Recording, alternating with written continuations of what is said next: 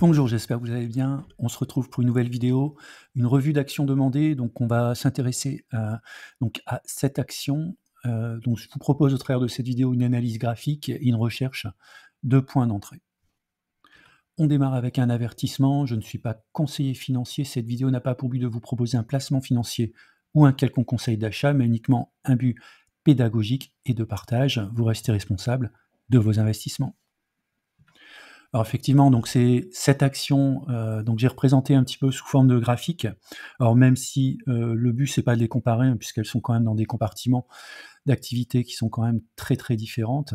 Alors à part, Schneider Electric qui consolide depuis le début de l'année, donc la sélection d'actions est quand même en progression, même pour certaines en très belle progression depuis le début de l'année.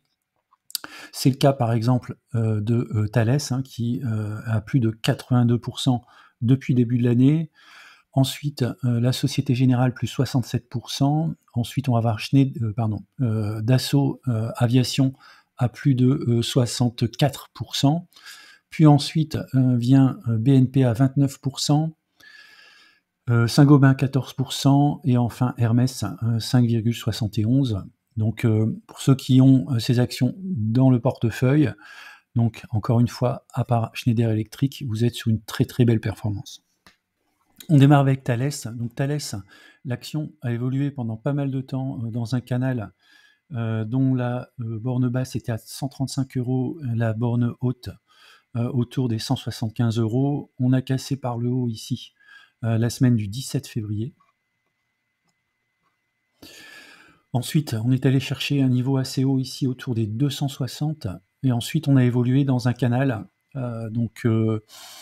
entre, on va dire, ici une borne basse autour des 224. Alors il y avait une pseudo-cassure vers le bas ici la semaine du 7 avril. On a vite réintégré le canal. On évolue donc toujours à l'intérieur du canal. Donc on est actuellement ici sur une résistance entre 253 et 263 euros. Donc il faudrait vraiment sortir par le haut ici, c'est-à-dire clôturer au-dessus des 200, globalement 265, pour espérer aller beaucoup plus haut. Hein. Sinon, on risque d'aller dans ce canal encore pendant un petit moment. Alors attention, ici on a un gap qui est resté ouvert entre 195 et 207 €. Alors pour moi, un bon point d'entrée, ça pourrait être un retour ici sur le support à 174 €, qui correspond aussi à peu près à la moyenne mobile à 200 jours. Dassault Aviation a bien évolué depuis... Alors Dassault Aviation a bien évolué depuis la semaine du 9 mars 2020. On était dans un canal assez régulier, un canal ascendant assez régulier. Et puis là, on est sorti donc la semaine du 3 mars 2025 par le haut. Donc il y a une très très belle hausse ici. Première impulsion ici pour aller chercher les 320 €. On a retracé donc sur une zone qui correspond à peu près au niveau haut du canal. Puis on est reparti vers le haut. Donc là, difficile de donner une tendance sur Dassault depuis ces dernières semaines. On voit ici qu'on a du mal quand même à dépasser un niveau haut qui pourrait se situer donc ici. Si on arrive à le dépasser, on pourrait aller très rapidement vers les 360 €. Sinon, une consolidation pourrait se faire. Et pour moi, un point d'entrée, ce serait un retour vers les 213 €, voire un point beaucoup plus bas, les 160, qui correspond également à la moyenne mobile à 200 périodes. Alors, Société Générale évoluait également pendant pas mal de temps dans un canal donc entre 19 et 28 €. On est sorti par le haut du canal ici la semaine du 13 janvier 2025. On a connu une très belle poussée. On était allé chercher donc un niveau assez haut ici la semaine du 17 mars autour des 43 €. Il y a eu ensuite un pullback. On a cassé assez facilement ici le support, hein, l'ancienne résistance qui était devenue support, pour aller chercher l'oblique à peu près légèrement au-dessus de l'oblique de tendance ascendante, et on est reparti à la hausse de manière très forte en cassant à nouveau donc la première résistance des 36 €, ensuite la deuxième des 43,80 €, et on va en direction donc de la résistance suivante qui se situe entre 52 et 54. Donc un point d'entrée pour revenir sur l'action en cas de retour, ce serait de viser ici le niveau, dans un premier temps, le retour vers le niveau de support. Alors s'il se fait rapidement, Donc ça pourrait être ici sur des niveaux autour des 32-33 €. Sinon, on a un niveau de support ici autour des 36-37. Et puis si on va aller chercher un petit peu plus bas, ce serait ici les 28,40 € qui correspond également à la moyenne mobile à 200 jours, qui était en phase descendante, qui a changé de sens, qui est en train de monter. Donc c'est plutôt assez positif pour Société Générale. Alors la BNP également un très bon comportement, donc on voit qu'on a ici une oblique qui sert de support, une oblique ascendante. On était allé la chercher à plusieurs reprises. Voilà, si on prend un petit peu de recul, au plus bas en avril 2020, on l'a donc touché une fois ici au mois de mai 2020. Ensuite, ici en octobre 2022, on a failli la franchir par le bas en novembre 2024.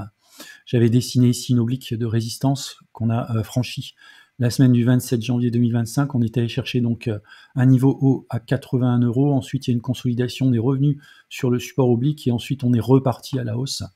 Donc c'est assez joli graphiquement. Donc on est actuellement entre un support de 73 € et une résistance à 81 €. Ce sera intéressant de voir lorsqu'on va rencontrer la résistance. Si on est capable de la franchir, on va aller chercher un niveau encore plus haut qui doit correspondre sans doute à un plus haut historique. Donc si on regarde un petit peu avec du recul, oui, plutôt historique des années 2007. Donc ce sera intéressant de voir si on est capable d'aller chercher ce plus haut historique. Alors en cas de reflux sous ce point haut à 81,30 €, on pourrait chercher dans un premier temps les 72, puis ensuite les 68, mais pour moi un point qui pourrait être intéressant, ce serait d'aller chercher ce support oblique qui se situe plutôt autour des 60 €.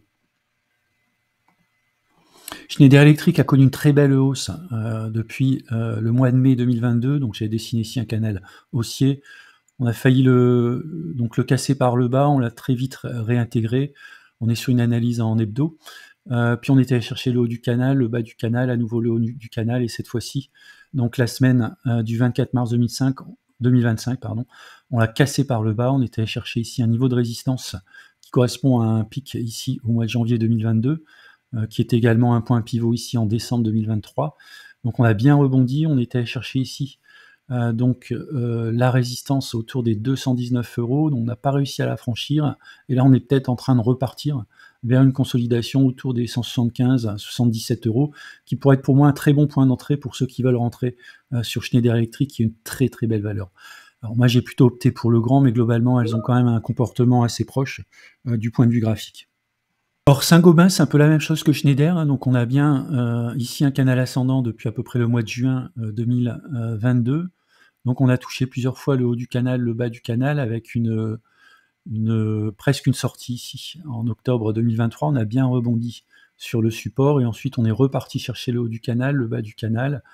On a failli sortir par le haut du canal, on était allé chercher donc un maximum à 106,30 €. Et puis comme les excès sont corrigés, en fait on a réintégré le canal, on est même sorti par le bas, on a enfoncé ici un support à 74,12 € et on est reparti très vite vers le haut. Donc il y a quand même un comportement ici de Saint-Gobain de fortes fluctuations, donc il y avait pas mal de choses à jouer ici, à rentrer sur les 73 pour jouer le rebond. Donc là on va en direction à nouveau du plus haut qui se situe autour des 106, puis on va voir si la société est capable de sortir par le haut pour continuer ici son ascension au travers du canal ascendant.